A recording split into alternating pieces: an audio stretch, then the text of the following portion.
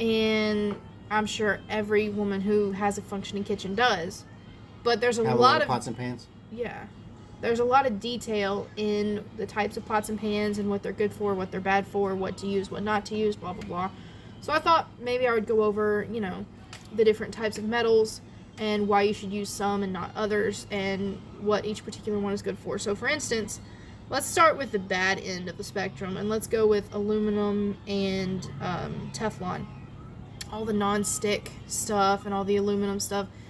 First of all, those are chemically created. The Teflon is chemically created. It's not a natural substance. It's actually poisonous. Yeah, it is poisonous. And it breaks off in your food. The heat makes it break down chemically.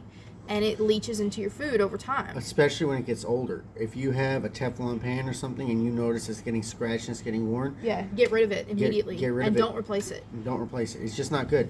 You can accomplish the same thing with a good, well-seasoned cast iron skillet or a nice copper pan. Or stainless steel if you just use the right amount of grease. So many people are afraid of grease now. Yeah, well that's a whole other subject. That's a whole other subject. Fats in general. Anyway. Grease belongs in the kitchen, not your kitchen drain. Speaking as a plumber, unless you want to pay me $400 to come and auger it all out, don't put grease in your kitchen drain. So Teflon is a big no. Don't ever use Teflon. And if you have it, I would say get rid of it immediately because it's breaking down into your food. And what it does is it chemically changes your brain. It creates holes in your brain cells, and therefore the neurons in your brain cannot function the way they're meant to. Yeah, I'm a conspiracy theorist, and I don't know if I buy all that. Ignore the smartass in the corner. So anyway, ignore the man behind the curtain. No, it's pay no attention to the man behind the curtain. You need to I've watched that movie one time. Yeah, you need to rewatch that. I do not. It's not really that good of a movie. It's a great movie, and you take that back right now. There's no place like home. There's no place like home. There's no place like home. Yes, take that back. The Pornhub version was better. You better fucking edit that out. I will. You're gonna have to now because I used the F word. I did that on purpose. You're welcome. Well, while we're saying the F word. No. You wanna? No. Especially not after that comment. Anyways, I forgot what I was even doing. Thank you very much. I forgot what I was talking about. You're talking about your how-to. How Teflon is bad for your brain. Well, more about how, it's not that. That's not it. You're getting off topic. Well, not necessarily, because that was one of the things I wanted to cover.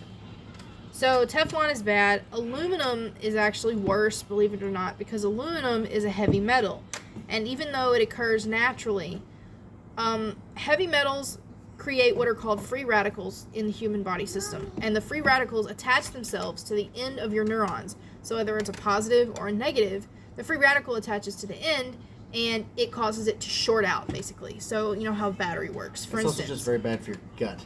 Well, yeah, it is. The whole body exists in the gut. Everything starts in the gut.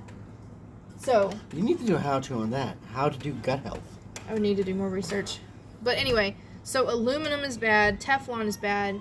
I'm sure there's others, but I don't actually own any of those off the top of my head, so I can't give you a 100% conclusive list. But let's go to the middle of the spectrum now.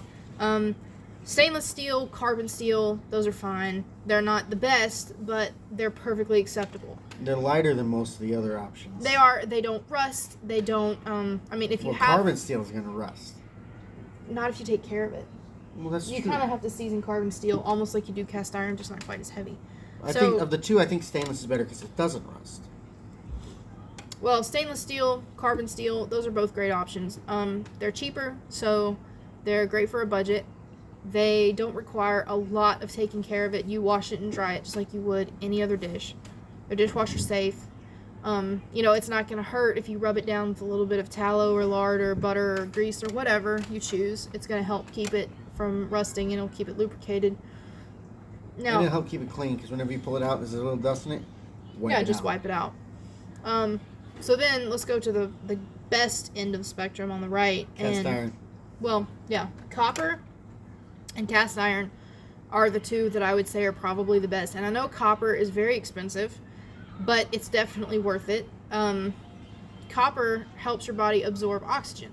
So the more copper that you ingest into your system, because like I said, everything that you cook with does get into your food in some form and shape. Cast iron is the iron. You need a little bit of iron. So copper helps you absorb oxygen and iron. So whatever you're cooking, especially if you're cooking meat, I would definitely do meat on a copper pan or a copper skillet or something. I think, personally, and I have a great deal of cooking. I can't see the camera. Just say, I have a great deal of cooking experience as well. Most of mine is more campfire, outdoors, barbecue type of stuff. But I was caveman type stuff. But I was raised. My mother taught me to cook, and I grew up with 11 siblings and cooking for 10 siblings, cooking for all of them every day almost. So I do know how to cook. I think that cast iron heats more evenly than copper. Copper, you can get it hotter, faster, and you can get it more if you want a good sear. You can do that a lot easier with copper. But cast iron gets heated more evenly, and you can't really bake with copper because if you heat the whole thing like that, you can warp the pan very easily. Copper does do that. It warps the pan very easily. I have copper cookie sheets. But those are very flat. When you get a pan that's more conical, if you heat it unevenly, like on a burner, it can warp very easily. So when you do get them up super hot like that, they're going to start making noise. Yeah. Okay, and it's going to shrink and contract and shrink and contract. And you're going to wind up warping your pan, whereas cast iron isn't going to do that.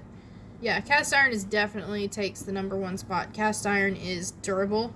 It doesn't break unless you were to hit it with a mechanical hydraulic press, and even then it may not break. We busted some old cast iron the other day just to see if we could. We shot them. We busted holes in them doing that. But what it took was a 12-pound hammer. Just all of me with a 12-pound hammer. Yep, that broke them. Sorry. So, cast iron definitely takes number one. It's durable. It will last forever. So the money you spend is definitely a good investment. It's definitely well worth it. I have pans that my mother got when she was married 30 years ago. I have a cast iron skillet that was my granny's, and it was made in 1933 in the Depression, and I still have that skillet today. As long as I take care of it and season it, it is not going anywhere. We've had that. It's been in the family for 3 generations now. My mother has pans that were made over 150 years ago, and we know that because of the manufacturer's mark on the bottom. And I've seen cast iron older than that. And one tip, if you do use cast iron, which I strongly recommend people do not ever, ever, ever wash it with soap. Or in the dishwasher. Or put it in the dishwasher. You're a heathen. Yeah, if you use soap on cast iron, you are heathen. God loves everybody unless you put cast iron in the dishwasher. Or put soap on it. Straight to hell. The bottom floor, all the way down. Elevator, cut the cable. You're in the 9th circle. Out you go. 9th circle of hell, straight up. The 9th circle is not for traitors and betrayers. The 9th circle is for those who wash cast iron with soap in the dishwasher. You're wrong. So anyway, in all seriousness, don't put soap on your cast iron. It will take away the coating. That was serious. It will take away the seasoning. There we go. Sorry, I'm not functioning at full capacity today. If you do, are you gonna let me finish my how to? Are you sorry, I love cast iron. I know you love cast iron. I love cast iron too. Anyway, cast iron's the best. The iron does get into your food, so if you're not ever used to cooking on cast iron, you may be able to taste a slightly metallic aftertaste to your food. But honestly, I have never experienced that.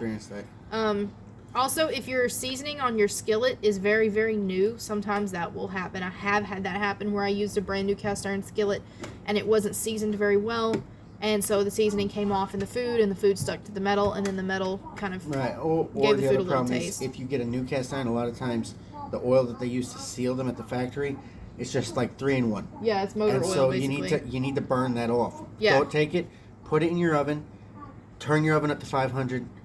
Take it out, wipe it out. Leave it there out for an hour. Take it out, let it cool, wipe it out, wash it with soap. No. A brand new cast iron from the store. The only time. No soap, just hot water and a little bit of salt. Okay, fine. There you go. She knows a little more than me. Hot water and salt. You don't ever use soap. Then you go and you get butter or tallow. Tallow is the best. Tallow or bacon grease. Yeah, lard. Same. The queen of the South over here, we always use bacon grease for everything. Here bacon in Texas, grease is acceptable for cattle everything. country, we use tallow. Take beef grease and or some kind of grease, some kind of animal fat. Heathens. And you just coat this thing in that, and then you put it in the oven, and you heat it up to 500 again. And then you wipe it out. You do that 2 or 3 times, and you'll have a great seasoning, and then as long as you always use oil when you cook and you never ever ever put soap on it, that pan will never rust. You'll have a pan that will last you until Armageddon. Some of the pots that we just smashed, they've been sitting outside for years. Some of them for years, plural. And they were still not rusted, even though they're just pig iron. They should have rusted away to nothing. They didn't, because they were well seasoned.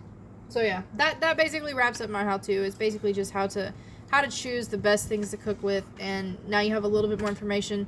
The aluminum and the Teflon, the info, that's everywhere on the internet. That's not a secret. You can look it up and do your own research for that. And if you're saying, well, why can I not cook with aluminum, but I can cook with copper and iron? It's because some metals are toxic and some metals are not. Yeah, aluminum is definitely a toxic metal to the body. Why can you eat some mushrooms and not others? Same answer. Yeah, so that's my how-to.